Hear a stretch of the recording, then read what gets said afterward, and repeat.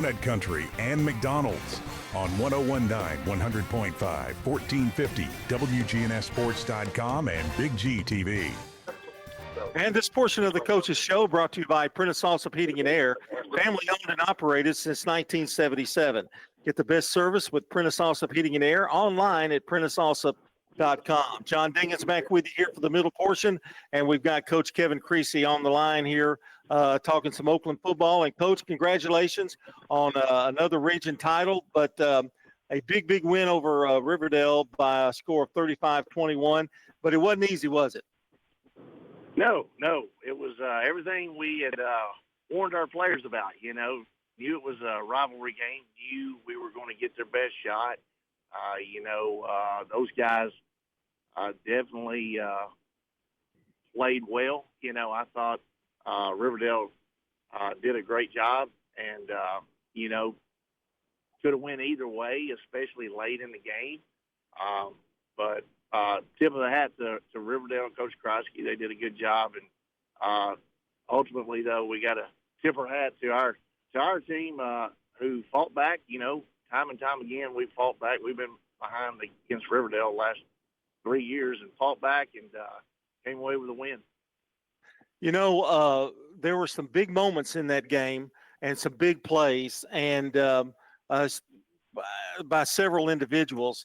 A 94-yard kickoff return by Giovanni Malone that kind of got the game going, a little spicy, and a tremendous run. I mean, talk about following your blockers and following that wedge, and he went right up the middle.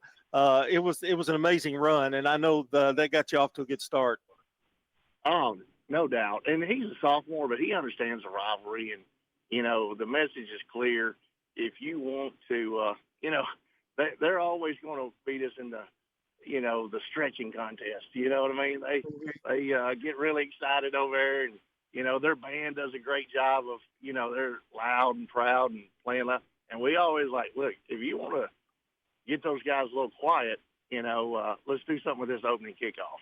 And Gio not only scored, but the last 10 yards, I wasn't a big fan of this, but he gave the little quieting down with his finger, shush signal.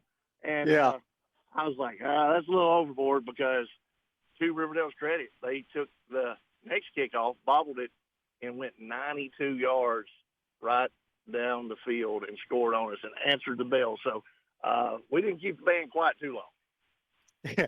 Yeah, it was a fun game to watch. I know it probably on a coaching end of it, but let's talk about the play. This is a controversial play. I think it's fourth down. You're on your own 29. Is that right? Am I correct there? Yes, sir. And you went for it. You tried to get them off sides first, then you went for it. What was going through your mind right there? Because I agree with you wholeheartedly. I would have gone for it as well, because you didn't want them touching the ball again if you could keep from it. And this was you had the lead and a crucial fourth and one, and you made it. And but I agreed with you 100%, because I don't think I'd want them to get the ball back either. Yeah, I've heard a lot of people say, oh, that's a gutsy call, great call, blah, blah, blah. But at the same time, if it doesn't happen, if the linebacker runs through and makes the tackle, I'm an idiot, so it can go both ways. If it doesn't work, why did he do that? Why did he punt? Why didn't he, give his defense another shot? And so it works both ways. It was one of those deals where, we snap it to our best football player, and he's going to have to make a play. But the biggest part that nobody understands is that we had a kid that didn't dress out. He's been hurt for, 3 or 4 weeks, and, he wanted to play, and we told him that he couldn't. Michael Brown, number 0, he's one of our best football players, and so he's sitting there at halftime trying to talk me into letting him dress out. Of course, I told him, I was like, look, you cannot do this. You can't. I know you want to play. And he's like, it's an emergency situation. I was like, all right, you're going to have to understand we're going to make the playoffs no matter whether you play or not. And so the next thing I know, we're sitting there in the late third quarter, and we're like, all right, well, we got to have a 2-point play. And, out of a certain package, we don't have an eligible receiver because his backup a sophomore is a lineman instead of a tight end. And they're like, well, Mike Hell's here. He told us you told him to dress out. And so this dude has gotten dressed and got his bad ankle wrapped. The trainer has wrapped him up, and he's like, Coach, I'm good. I'm good for a few plays anyway. And so the big part is whenever we scored in our I formation on toss sweep, that was the first play he was in. The second play, he was wide open on a two-point conversion that we eventually threw to Reese Smith. And then he was only in on a third play. He played 3 plays, but it was all on his own. He called his own number, and we ran behind him on 4th and 2. And that's the kind of people you want to run behind on 4th and 2. Michael Brown, put himself, his injury and all that on the line. And like I said, did a lot of it on his own, and it's just gutsy. And so he's a big part of the reason that we converted the 4th down. His block was crucial. Well, I'm going to make him the SRM Concrete Strong Performer of the game with that result, and I'm glad you told that because I wouldn't have known that. Yeah, you don't read about that in the newspaper a lot, but that guy, he played 3 plays, and all 3 of them were crucial. You had big plays all night, and I want to mention Dante threw a touchdown pass, added 7 carries for 60 yards, but the go-ahead 43-yard TD run in the fourth quarter kind of clinched it for you, and that was a tremendous run too. I mean, that was weaving in and out. I mean, he made some super moves on that play. Yeah, Dante is a great football player, great kid to be around. I know he and Coach Creasy are still tight. They've got a great relationship. He did a great job for Riverdale last couple of years, and we were really happy to get him over here. This guy, he's never wavered from competition. We got Cam Morton, who's a great quarterback as well, and they basically go in every other play. And we had a nice little pass concept where we had a couple guys we felt like were open, and then he pulls it down, which, I'm fine with that too because he made one of the best runs I've ever seen in a night ball game before. I think it was like 4 people that he made miss on his way to the end zone.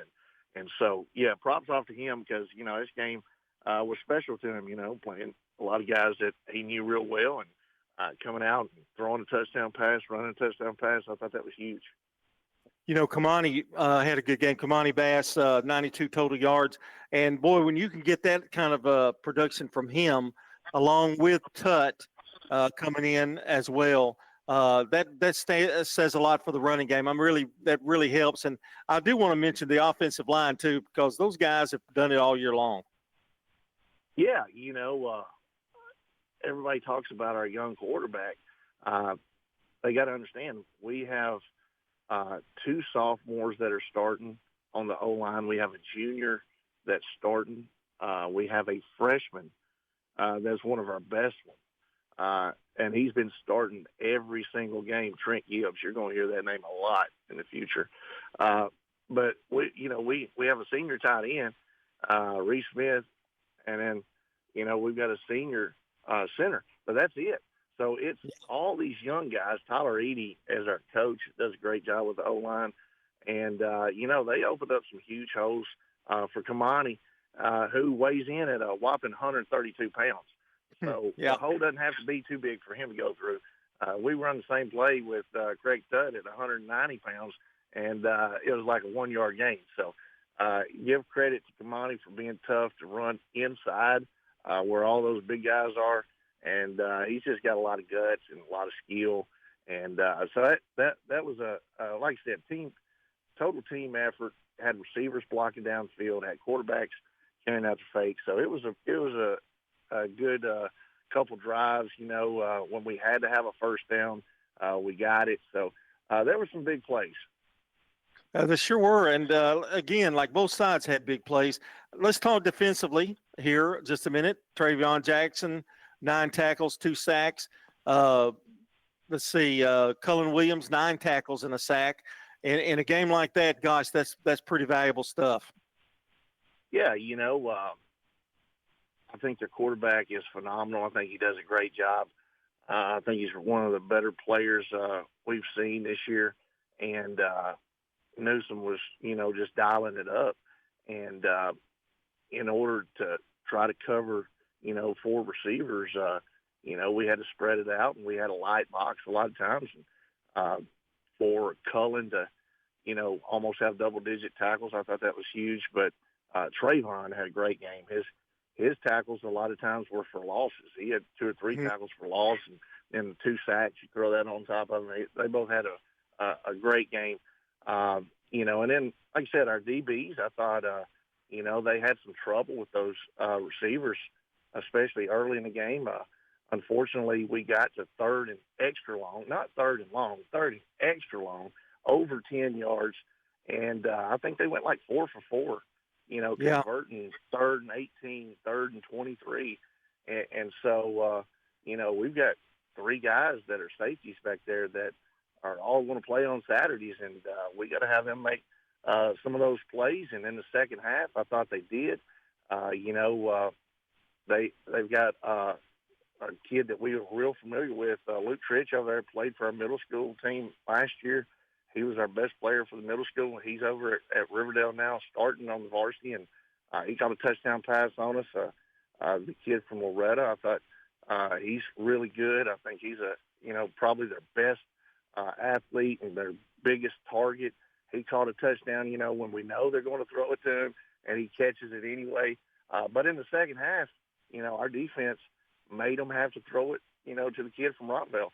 They didn't have a catch. I don't think Tritch or either one had a catch in the second half. So it was one of those deals where, you try to make them play left-handed if they're right-handed, make them play up if they're down, stuff like that. So eventually I thought our DBs kind of played the way we wanted them to play in the first half and made some plays and got off the field on third down instead of letting them convert it.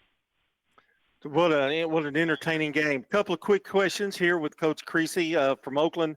One of them real quick. I know you're not going to tell me what you know about Cookeville. You probably haven't looked at it yet, but I know that's your first. It starts all over now. Everybody's got 0-0. Cookeville's been there many, many years. Oh, yeah. Cookeville, I tell you, man, they got good coaching staff. They do a good job. I like what they do on offense and defense. Of course, I've looked at them. We played on Thursday night, so nowadays you can flick on a YouTube channel and you can see a team that you're about to play, whether you traded film or not. I think they got a great thing going. And here's the deal. We know all about Mount Juliet. Mount Juliet probably should have beat us in the second round last year, and they beat Mount Juliet. We know all about Lebanon. We go over and throw with Lebanon 7-on-7 all the time.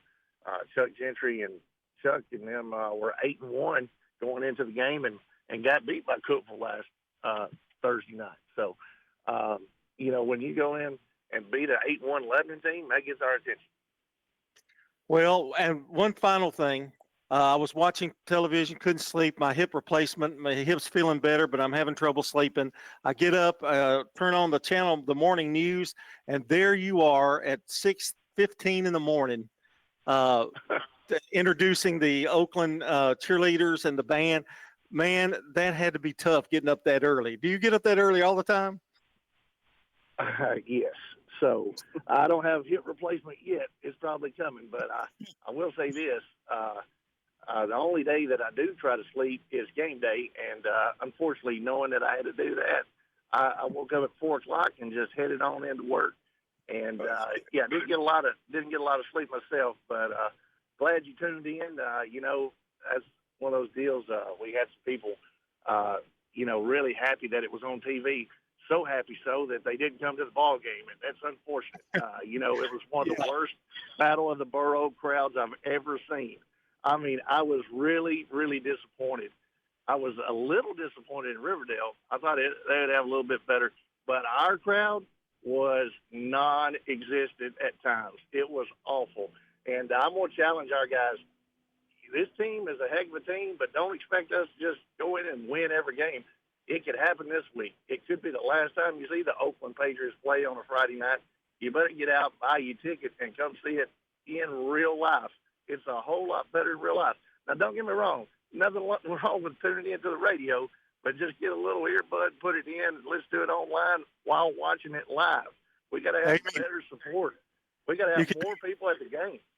You can do both. That's right. Amen. All right, Coach. That's Kevin Creasy, the head coach of the Oakland Patriots. Good luck next week, Coach. This portion of the show brought to you by Craig's Tax Service, specializing in personal and business tax preparation, financials, and bookkeeping services. Find out more at CraigsTaxService.com.